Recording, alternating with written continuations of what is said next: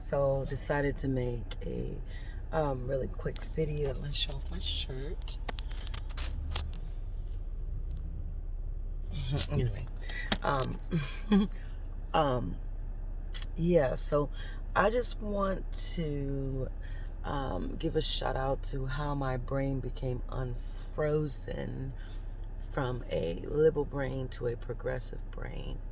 When I really had the progressivism in me the whole time. I'm sorry, this hair is just like hanging there. Anyway, and didn't know that I was progressive.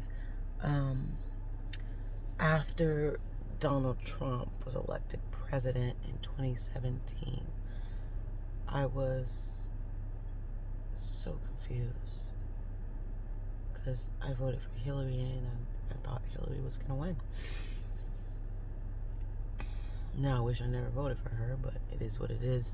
But I probably would have ended up voting for her anyway if I would have known I was progressive, because she was the lesser of two evils. Anyway, so my brain, sorry, I'm picking up my kids from school. My brain slowly unthawed when I discovered on YouTube, because I could not watch mainstream media anymore. I used to watch CNN and MSNBC a lot, and they never talked about Bernie except to say that he was old. And they never really talked about alternate candidates or people in Congress. They just talked about Trump all the time and Hillary. And so, I felt like I wasn't getting a full view. I'm like, can we talk about other people? That's when I started being like, we need to talk about other candidates and stuff. So, I started watching YouTube, trying to find alternative sources and kind of figure out what is what. And then I seen this guy, this brown looking dude, white brown dude. I didn't know what color he was anyway, yelling and screaming one day. And what he was yelling and screaming about, I was like, pretty interesting. And so then I started watching TYT. I just kept watching and watching. And then I saw Anna on there. She's the co-host of TYT and a producer.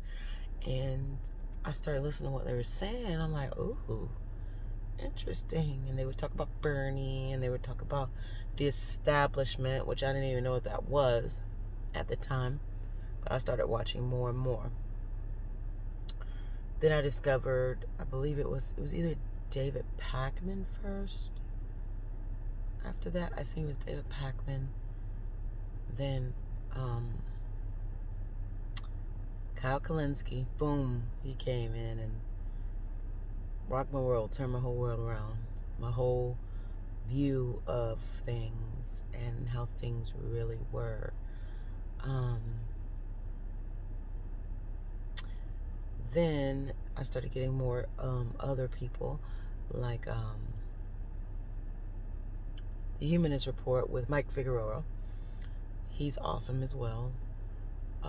Before Mike Figueroa, it was my Canadian friend. Oh God, he's so cute. But his hair is all long now. David Dole. Then the Humanist Report. Then after that, Tim Black. And then Benjamin Dixon. And then he became famous because he uncovered the tapes for, oh God, what's his name? That was running for president. Oh God, the billionaire guy. That does the news. What's his name? Bloomberg. He found the Bloomberg tapes. So that just shows you all my media sources. They're alternative media sources. I only watch CNN for like the real big things, like with the Capitol riot. I watched CNN for that because they were live and stuff on the scene. But I used to watch a lot of Don Lemon. I love Don Lemon, but I don't really watch CNN no more. MSNBC, I couldn't even tell you the last time I watched that. Sorry. Yeah. So, that's how I unthawed, or I thawed my brain, unfroze it from being a liberal mindset. Really, honestly, the liberals now are just moderate Republicans, and you got war criminals all over MSNBC or more like CNN, and former Republicans and stuff that are claiming to be holier than thou, and their way is the right way of thinking, and they're not nowhere near progressive. And it's just the mainstream media is paid to say what they're paid to say. I mean, it's all about profit for them. It's not about the people. And they really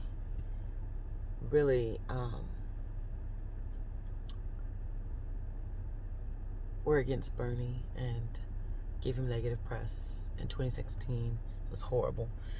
And I really didn't know about that, but I had to learn.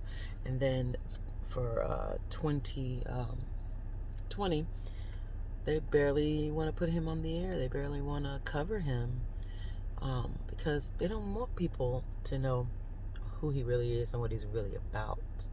I saw a video today on YouTube of Bernie in 1981, the year I was born, okay?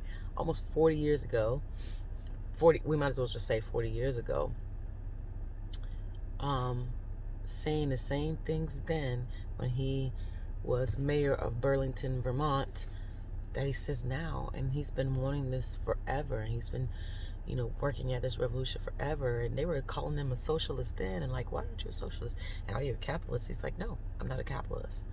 And he was explaining what capitalism is about. It's a really interesting video. I would look for Bernie on the Today Show in 1981. And just a little bit younger Bernard Sanders. And they're calling him Bernard Sanders. They didn't call him Bernie then. They called him Bernard. So it's a very, very interesting take. And just to see Bernie, he has not changed. He's always been for the same thing. He's not bought and paid for like a lot of these politicians are. And so, like I said, I use alternative media. I was watching The Hill for a while, but I really don't like Sajar, however you say his name. He's a fake populist because they're saying GOP or Republican populism. It's not real. It's just a grift, in my opinion. Crystal, I really, really like her. But she said a couple of controversial things. But I do like her. I think the show should just be her by herself without what's his name, because he's just a grifter. I don't know. He still goes on Fox News and talks to Fucker. I call him Fucker Carlson, because that piece of trash. Fake populism 101. I mean, that's a great grift he's got. He's a good actor because he's just full of shit. He's a white nationalist.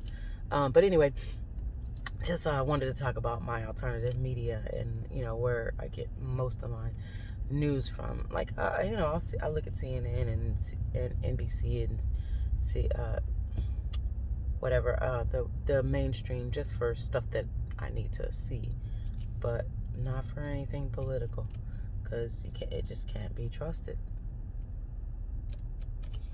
I'll be back, hopefully maybe tomorrow. Peace and love. Have a good day.